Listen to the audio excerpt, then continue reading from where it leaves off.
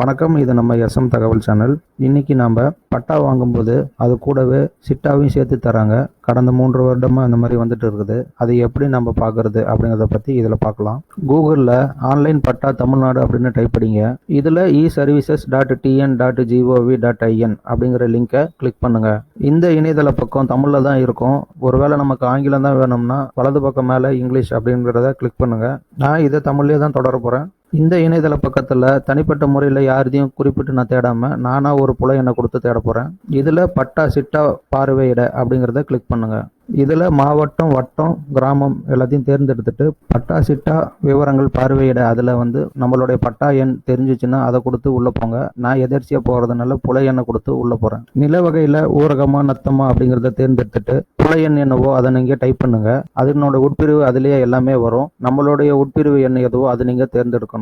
கீழே கொடுத்துருக்கிற கேப்சாவை டைப் பண்ணிட்டு சமர்ப்பி அப்படிங்கிறத கிளிக் பண்ணுங்க. இந்த பட்டால பாருங்க, இது 2009 2010 வழங்கப்பட்டது. அதனால இதுல இருக்கிற சிட்டா தற்போது கொடுக்கறத எடுக்க முடியாது. நான் வேற ஒன்ன தேர்ந்தெடுத்து பார்க்குறேன். இதுல நான் வேற ஒரு மாவட்டம், வட்டம், கிராமம் எல்லாத்தையுமே தேர்ந்தெடுக்கிறேன். இதுல உங்களுக்கு ஒரு முக்கியமான தகவலை நான் இதுல கொடுக்கணும். அது என்னன்னு கேட்டீங்கன்னா, புல எண்ணை நாம டைப் பண்ணதுக்கு அப்புறம் உட்பிரிவு எண் வரும் பாருங்க. அதுல இறுதியா எது வருதோ அதுதான் சமீபமா கொடுத்த உட்பிரிவு எண். இதுதான் நாம தேர்ந்தெடுத்த தகவலினுடைய பட்டா.